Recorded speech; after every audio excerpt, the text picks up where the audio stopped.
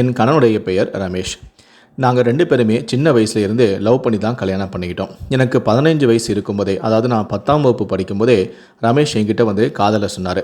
ரமேஷ் என்னுடைய கிளாஸ்மேட் தான். நாங்கள் 2 பேருமே வந்து ஒரே கவர்மெண்ட் ஸ்கூலில் தான் படித்தோம். எனக்கு ரமேஷை ரொம்ப பிடிக்கும். அதனால் நான் 10ஆம் வகுப்பு படிக்கும்போதே ரமேஷ் வந்து என்கிட்ட காதலை சொல்லதும் நானும் அவருடைய காதலை ஏற்றுக்கிட்டேன். அதுக்கப்புறம் நாங்கள் 2 பேருமே ரொம்ப சீரியஸாக லவ் பண்ணிக்கிட்டே இருந்தோம்.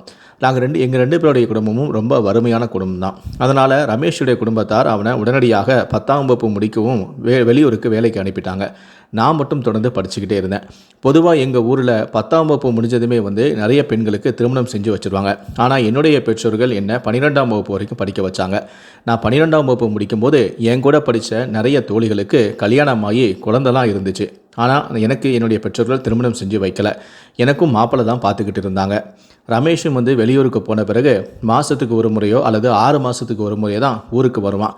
திருவிழானா கண்டிப்பாக வந்துடுவான். ஸோ அந்த மாதிரியான சமயங்களில் மட்டும்தான் என்னால் ரமேஷை பார்க்க முடிஞ்சுது. அப்படி பார்த்து தான் நாங்கள் 2 பேரும் எங்களுடைய காதலை வளர்த்து வந்தோம். நான் 12ஆம் வகுப்பு முடிக்கிறதுமே என்னை நிறைய பேர் பொண்ணு கேட்டு வந்தாங்க. எங்கள் அப்பாவுக்கும் சில பேருடைய வரன் வந்து பிடிச்சிருந்துச்சு. அதனால் யாருக்கு வந்து ஜாதகம் பொறுத்ததோ அவங்களுக்கே என்னை திருமணம் செஞ்சு வைக்கலான்னு என் அப்பா முடிவு பண்ணி சில பேர்கிட்ட ஜாதகத்தையும் வாங்கி வச்சுருந்தாங்க. ஜாதகத்தையும் எங்கள் அப்பா வந்து பார்த்துக்கிட்டு இருந்தாங்க. அந்த சமயத்தில் ஐயோ கண்டிப்பாக ஜாதகம் பொருந்துச்சுன்னா கண்டிப்பாக நம்மளை திருமணம் செஞ்சு வச்சுருவாங்களே அப்படின்னு சொல்லி எனக்கு ரொம்ப திக்குன்னு இருந்துச்சு. அந்த சமயம் பார்த்து கரெக்டாக ரமேஷும் வந்து ஊருக்கு வந்தான். அவனை எப்படியோ தனியாக சந்தித்து இந்த நிலைமையை அவங்ககிட்ட சொன்னேன். என்னை பொண்ணு கேட்டு நிறைய பேர் வந்துட்டாங்க. அதனால் என் அப்பாவுக்கும் சில வரன்கள் பிடிச்சி போச்சு. அதனால் ஜாதகத்தை வாங்கி வச்சு பார்த்துட்டு இருக்காரு. ஜாதகம் பொருந்துச்சுன்னா என்னை உடனே கல்யாணம் பண்ணி வச்சுருவாங்க அப்படின்னு நான் ரமேஷ் கிட்ட சொல்லி அழுதேன். உடனே ரமேஷ் வந்து அழாதப்பில் நாம் வந்து கண்டிப்பாக உங்களுடைய வீட்டில் என்னுடைய காதலை சொன்னாலும் கூட ஏற்றுக்க மாட்டாங்க. ஏன்னா எனக்கு அந்தளவுக்கு வருமானமும் இல்லை, அந்தளவுக்கு வயசும் இல்லை. அதனால் இப்போதைக்கு நம்மளுக்கு கல்யாணம் பண்ணி வைக்க மாட்டாங்க. இதுக்கு ஒரே வழி நம்ம இந்த ஊரை விட்டு ஓடுறது தான். நம்ம அதனால் 2 பேருமே ஓடி போய் நம்ம கல்யாணம் பண்ணி சந்தோஷமாக வாழலாம். உனக்காக நான் நைட்டு காத்துக்கிட்டு இருப்பேன் அப்படின்னு சொன்னான். எனக்கு என்ன பண்ணுறதுனே தெரியலை. நானும் வீட்டிலேருந்து ரொம்ப நாளாக யோசிச்சிட்டே இருந்தேன். ரமேஷ் இல்லாத ஒரு வாழ்க்கையை என்னால் வாழ முடியாது அப்படிங்கிறது எனக்கு உறுதியாக தெரிஞ்சிச்சு. நம்ம ஒன்று இழந்தால் தான் ஒன்று அடைய முடியும் அப்படிங்கிறதுக்காக என்னுடைய குடும்பத்தை இழந்து நான் ரமேஷுக்காக வீட்டை விட்டு அன்றைக்கி ஓடி போனேன். நானும் வீட்டிலேருந்து எதுவுமே எடுக்காமல் போட்டிருக்க ட்ரெஸ்ஸோடைய வந்து ரமேஷோட ஓடி போயிட்டேன். நாங்கள் 2 பேரும் கோவைக்கு வந்தோம். கோவைக்கு வந்த பிறகு எனக்கு ரமேஷ் தாலி கட்டி கோவையிலே வந்து ஒரு வாடகைக்கு ஒரு வீடு பிடித்து நாங்கள் கணவன் மனைவியாக வாழ ஆரம்பித்தோம். ரமேஷ் வந்து ஒரு ரியல் எஸ்டேட் தொழில் செய்யக்கூடிய நபர்கிட்ட தான் வந்து வேலை செஞ்சுட்டு வந்தார். ரமேஷை நம்பி ஓடி வந்து அவன் ஏமாத்தலை, என்னை ரொம்ப சந்தோஷமாகவே வச்சுருந்தான். நாங்கள் 2 பேரும் கல்யாணம் பண்ணி ரொம்ப சந்தோஷமாக வாழ்ந்தோம். அந்த சமயத்தில் நான் கர்ப்பமாகவும் இருந்தேன். நான் கர்ப்பமானது தெரிஞ்சுக்கிட்டு அவன் ரொம்ப சந்தோஷப்பட்டான். என்னை ரொம்ப அன்பாகவும் பார்த்துக்கிட்டான். நாங்கள் 2 பேருமே ஓடி போய் கல்யாணம் பண்ணதால் என்னையும் என்னுடைய பெற்றோர்கள் ஏற்றுக்கலை, ரமேஷும் அவருடைய பெற்றோர்களை ஏற்றுக்கலை. நாங்கள் யாரோடைய துணையும் இல்லாமல் தனியாக தான் வாழ்ந்துட்டு இருந்தோம். கொஞ்ச நாளே எனக்கு அழகான ஒரு பெண் குழந்தையும் பிறந்துச்சு. பொன் குழந்தை பிறந்த பிறகு நமக்கு குழந்தை ஆயிடுச்சு. இனிமேல் இந்த வருமானம் பத்தாது, நம்ம அடுத்த கட்டத்துக்கு போனோம். இவ்வளோ நாளும் நான் ரியல் எஸ்டேட் தொழிலில் என்னுடைய முதலாளிகிட்ட நான் தொழிலை கற்றுக்கிட்டேன். அதனால் நான் இனி என்னுடைய ஃப்ரெண்ட்ஸோட சேர்ந்து நான் ரியல் எஸ்டேட் பிஸ்னஸ் பண்ண போகிறேன் அப்படின்னு சொன்னார். நானும் பண்ணுங்கள், கடவுள் நம்மக்கிட்ட துணையாக இருப்பார் அப்படின்னு சொல்லி அவரை நான் ஊக்குவித்தேன். ஆரம்பத்தில் இந்த பிஸ்னஸ் ரொம்ப நல்லாவே போயிட்டு இருந்துச்சு. ஆனால் அதுக்கப்புறம் போக போக கொஞ்சம் டல்லாச்சு. இதனால் கையில் பணம் இல்லாமல் என் கணவன் வந்து கடன் வாங்கினார். கடனை வாங்கி திரும்பவும் தொழில் பண்ணார். ஆனால் அந்தளவுக்கு ரொம்ப வருமான லாபமும் இல்லை. காரணம் என்னென்னா, அவர் வாங்கின கடனுக்கு மாதம் வட்டி கட்ட வேண்டியிருந்துச்சு. எங்களுக்கு லாபம் கிடைச்சாலும் அதில் ஒரு குறிப்பிட்ட தொகை வந்து வட்டியாக போனதால் எங்களுக்கு பெரிய அளவில் வருமானமும் இல்லை. இதனால் நாங்கள் குழந்தை வளர்க்குறதுக்கே ரொம்ப சிரமப்பட்டோம். இதனால் நானும் வேலைக்கு போகக்கூடிய சூழ்நிலைக்கு தள்ளப்பட்டேன். அதனால் நானும் வேலைக்கு போனேன். நான் எப்போ வேலைக்கு போனனோ அப்போ தான் வந்து என்னுடைய பெற்றோருக்கு நம்ம செஞ்ச இந்த துரோகத்தால் தான் நம்ம இப்படி கஷ்டப்படுறோம் அப்படின்னு சொல்லி எனக்கு தோண ஆரம்பிச்சுது. நான் வந்து வேலைக்கு போன பிறகு தான் நம்ம இந்தளவுக்கு கஷ்டப்படுறோமே, நம்ம பெற்றோர்கள் சொன்ன மாதிரியே ஒரு மாப்பிள்ளையை பார்த்து கட்டியிருந்தால் நம்ம இந்தளவுக்கு கஷ்டப்பட்டுருக்க மாட்டோமே அப்படின்னு சொல்லி எனக்கும் தோண ஆரம்பிச்சுது. நான் வாங்கக்கூடிய சம்பளம் என்னுடைய குடும்பத்தை நடத்த ஓரளவுக்கு அது உதவியாகவும் இருந்துச்சு. ஒரு கட்டத்தில் கடன் வாங்கி தொழில் செஞ்சும் பெரிய அளவில் வந்து வருமானம் இல்லை. இதனால் அந்த தொழிலையும் என் புருஷன் விட்டுட்டு பழையபடி அவர் முதலாளிகிட்டே போய் வந்து வேலை செய்ய போயிட்டார். ஆனால் அந்த முதலாளி கொடுக்கக்கூடிய சம்பளம் அனைத்துமே வந்து அவர் வாங்கின கடனுக்கான வட்டியாகவே போக ஆரம்பிச்சிது. கடைசியில் என்னுடைய வருமானத்தில் வச்சு தான் நாங்கள் குடும்பமே நடத்தக்கூடிய சூழ்நிலைக்கு தள்ளப்பட்டோம். நாங்கள் ரொம்ப கஷ்டப்பட்டோம். இப்படியே பல வருடங்களும் ஓடிக்கிட்டே இருந்துச்சு. என் புருஷனுக்கும் இந்த மாதிரி என்னை நம்பி ஓடி வந்த ஒரு பொண்டாட்டியை இப்படி நல்லா வச்சுக்க முடியலையே, அவளை நம்ம இப்படி கஷ்டப்படுத்துகிறோமே அப்படின்னு சொல்லி அவர் ரொம்ப மனசு உடைஞ்சு போயிட்டார். அதை நினச்சி தினம் வருந்துக்கிட்டே இருந்தார். நானும் அவருக்கு ஆறுதல் சொல்லிக்கிட்டே இருந்தேன். ஒரு நாள் திடீர்னு அவர் வேலை செஞ்ச அலுவலகத்திலேருந்து எனக்கு ஃபோன் வந்துச்சு. என்னுடைய கணவனை இந்த ஹாஸ்பிட்டலில் சேர்த்துருக்கோம், உடனே வாங்க அப்படின்னு சொன்னாங்க. நானும் பதறி அடிச்சுக்கிட்டு அந்த மருத்துவமனைக்கு போனேன். நான் ஹாஸ்பிட்டலுக்கு போகும்போது என் புருஷனோட முதலாளி அங்கே இருந்தார். அவர்கிட்ட என் புருஷனுக்கு என்னாச்சு, அவரை நான் பார்க்கணும், அவர் எங்கே இருக்காரு அப்படின்னு சொல்லி கேட்டேன். அவர் மௌனமாக இருந்தார். ப்ளீஸ் சொல்லுங்கள், நான் அவரை நம்பி தான் நான் இருக்கேன், எனக்கு வேறு யாருமே இல்லை, அவர் இல்லைனா இந்த உலகத்தில் என்னால் வாழவே முடியாது, ப்ளீஸ் தயவுசெய்து சொல்லுங்கள் அவர் எங்கே இருக்காரு அப்படின்னு சொல்லி நான் கெஞ்சி கதறி அழுதேன். அவர் என்னை பார்த்து அவர் என்கிட்ட வந்து, இல்லைம்மா உன் புருஷன் நெஞ்சு வலிக்குதுன்னு சொன்னால் உடனே நாங்கள் அவனை ஆஸ்பத்திரிக்கு கூட்டிகிட்டு வந்தோம். ஆனால் இங்கே வந்து அவனை பரிசோதனை செய்த மருத்துவர்கள் அவன் இறந்துட்டான் அப்படின்னு சொல்லிட்டாங்கம்மா அப்படின்னு சொல்லி ஒரு அதிர்ச்சியான தகவலை சொன்னார். இதை கேட்டதுமே திவ்யா கதறி அழ ஆரம்பிச்சிருக்காங்க.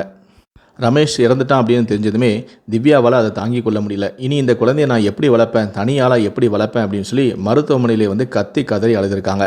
இவங்களை பார்த்த மற்றவங்களுக்கு இவங்க மேலே இறக்கப்படுற அளவுக்கு ரொம்ப ரொம்ப அழுதுட்டு இருந்திருக்காங்க. இதனால் அவருடைய முதலாளி கண்டிப்பாக இந்த பெண்ணுக்கிட்ட வந்து ஆஸ்பத்திரிக்கு தேவையான பணம் இருக்காது அப்படின்னு சொல்லிட்டு அவரே எல்லா செலவையும் ஏற்றுக்கிட்டாரு. ரமேஷுக்கு கட்ட வேண்டிய அனைத்து தொகையுமே அவரே வந்து ஹாஸ்பிட்டல்லையும் கட்டிட்டாரு. கணவன் இருந்த சோகத்தில் கொஞ்ச நாளாகவே வந்து திவ்யா வேலைக்கு போகாமல் இருந்தாங்க. அதுக்கப்புறம் நம்ம வேலைக்கு போனால் தான் வந்து குழந்தைக்கு சாப்பாடு அப்படின்னு உணர்ந்துக்கிட்டு மறுபடியும் வேலைக்கு போக ஆரம்பித்தாங்க. ஆனால் அந்த சமயத்தில் அவங்க வீட்டை தேடி கடன்காரங்களாம் வந்து நிற்க ஆரம்பிச்சிட்டாங்க. கணவன் வந்து சம்பாதிக்கக்கூடிய அந்த பணம் மொத்தமே வந்து வட்டிக்காக தான் போகும். ஆனால் இப்போ கணவனே இறந்ததால் வட்டி கட்ட முடியாத சூழ்நிலை ஏற்பட்டுச்சு. திவ்யா இருக்கக்கூடிய வீடும் வந்து ஒரு வாடகைக்கு வீடு தான். கடன்காரன்லாம் வந்து பணத்தை கேட்கும்போது தான் கணவன் எவ்வளோ கடன் வாங்கியிருக்காரு அப்படிங்கிற உண்மையை வந்து திவ்யாவுக்கு தெரிய வந்திருக்கு. அது கிட்டத்தட்ட 50 லட்ச ரூபாய் அப்படின்னு தெரிஞ்சதுமே திவ்யாவுக்கு தலையே சுத்திருச்சு. இவ்வளோ பணத்துக்கு நான் எங்கே போவேன், என்கிட்ட சொத்து எதுவுமே இல்லையே அப்படின்னு சொல்லி கதறி எழுதியிருக்காங்க. அந்த சமயத்தில் இந்த மாதிரி திவ்யாவுடைய வீட்டுக்கு கடன்காரன்லாம் வந்து தொல்லை பண்ணிகிட்டு இருக்காங்க, பிரச்சனை பண்ணிகிட்டு இருக்காங்க அப்படின்னு தெரிஞ்சதுமே அவருடைய கணவனுடைய முதலாளி நேராக வீட்டுக்கு வந்துட்டார். வீட்டுக்கு வந்தவர் என்ன ஏதுன்னு விசாரிக்கும் போது தான் இவ்வளோ கடன் இருக்குது அப்படின்னு சொன்னதுமே அவருடைய முதலாளி வந்து திவ்யா கிட்ட, சரிம்மா இந்த 50 லட்ச ரூபாய் நானே கொடுத்துறேன், இந்த பணத்துக்கு நான் பொறுப்பேற்றுக்கிறேன் அப்படின்னு சொல்லிடுறாரு. அந்த சமயத்தில் திவ்யாவுடைய கண்ணுக்கு தன் கணவனுடைய முதலாளி வந்து ஒரு கடவுளை போல தெரிஞ்சார். இவருக்காக நம்ம என்ன வேணால் செய்யலாமே அப்படிங்கிற ஒரு முடிவுக்கும் வந்தாங்க.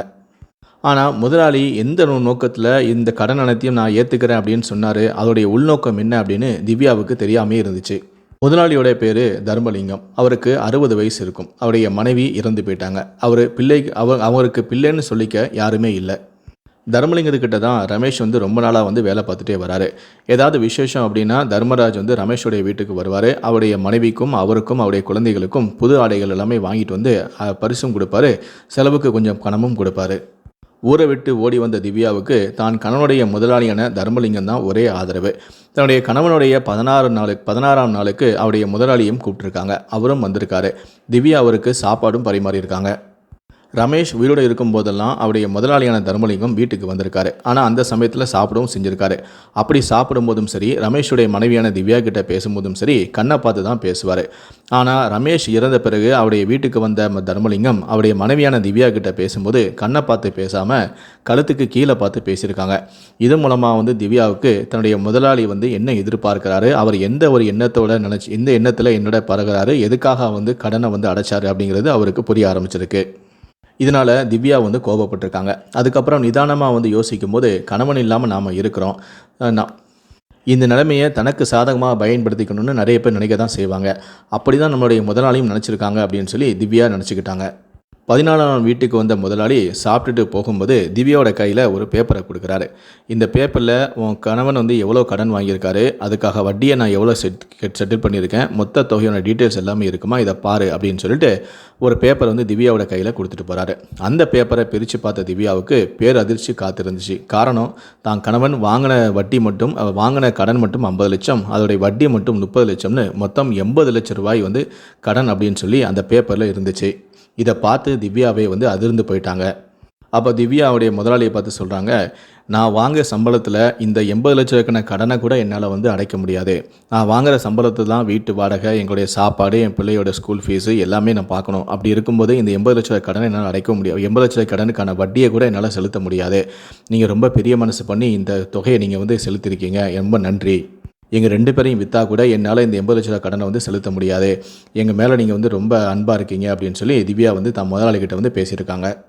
வேறு யாராவது இருந்தாங்கன்னா எனக்கு என்னென்னு போயிருப்பாங்க. ஆனால் இந்த சூழ்நிலை வரைக்கும், கடைசி வரைக்கும், இப்போ வரைக்கும் எங்களுக்காக நீங்கள் நிற்கிறீங்களே அப்படின்னு சொல்லிட்டு திவ்யா முதலாளியான தர்மலிங்கத்துடைய காலில் விழுந்து கதறி அழுகுறாங்க. அழுதுட்டு இருந்த திவ்யாவை தூக்கிட்டு, கவலைப்படாதீங்க, எல்லாத்துக்கும் வந்து ஒரு வழி இருக்குது. உன் கணவன் பேரில் ஊரில் அவருக்கு ஏதாவது சொத்து இருக்கான்னு சொல்லி விசாரிங்க அப்படின்னு சொல்லிட்டு நாளைக்கு என்னுடைய ஆஃபீஸுக்கு வாங்க அப்படின்னு சொல்லிட்டு முதலாளி வந்து வீட்டிலேருந்து கிளம்பி போகிறாரு. வீட்டை விட்டு ஓடி வந்ததால் தான் கணவனான ரமேஷோடைய ஃபேமிலி எல்லாருமே ஒதுக்கிட்டாங்க. அவர் இறந்துட்டாருன்னு சொல்லி கூட யாருமே பார்க்க வரல. இறுதி சடங்கு கூட கலந்துக்கல. அப்படிப்பட்ட நிலைமையில் இருக்கும்போது நாம் போய் ரமேஷ் பேர் ஏதாவது சொத்து இருக்கான்னு கேட்டால் நமக்கு என்ன கொடுக்கவா போகிறாங்க? நம்ம எதுவும் கொடுக்க மாட்டாங்க. ஏன் தேவையில்லாம் நம்ம ஊரில் போய் விசாரிக்கணும் அப்படின்னு சொல்லிட்டு முதலாளியை பார்க்குறதுக்காக மறுநாள் அவங்களுடைய ஆஃபீஸுக்கு போகிறாங்க. அங்கே போனதுமே முதலாளியோட ரூமுக்கு போய்ட்டு தன்னுடைய நிலைமையை சொல்கிறாங்க. நானும் என்னுடைய கணவனும் காதலிச்சு தான் ஊரை விட்டு ஓடி வந்தோம். அதனால் எங்களுக்கும் இப்போ யாருமே இல்லை, எங்களை யாரும் ஏற்றுக்கலை, சொத்தும் எதுவுமே இல்லை அப்படின்னு சொல்லி கதறி அழுகுறாங்க. அப்போ முதலாளி சொல்கிறாரு, சரிம்மா அழாதம்மா, உன் நிலைமை எனக்கு புரியுது. உன் நிலைமையில தான் இப்போ நானும் இருக்கேன். எனக்கும் மனைவி குழந்தைங்க யாரும் இல்லை. நானும் தனியாக தான் இருக்கிறேன். நானும் அன்புக்காக தான் ஏங்குறேன். நீ பேசாமல் உன்னுடைய வீட்டை காலி பண்ணிவிட்டு நீ என்னுடைய வீட்டுக்கே வந்துடு. உன் குழந்தைய கூட்டிகிட்டு வா. இனி உன்னை நான் பார்த்துக்கிறேன். ஏடா அது திடீர்னு புருஷன் செத்ததுமே இவர் இப்படி கேட்குறாரு, இப்படி சொல்கிறாரு அப்படின்னு நினைக்காதம்மா. நான் உன்னை முதலாக பார்க்கும்போதே உன்னை எனக்கு ரொம்ப பிடிச்சி போச்சு. நீ என்கிட்ட வேலை செய்யக்கூடிய ரமேஷோட பொண்டாட்டி அப்படின்னு தெரிஞ்சதால் நான் ஒதுங்கிக்கிட்டேம்மா.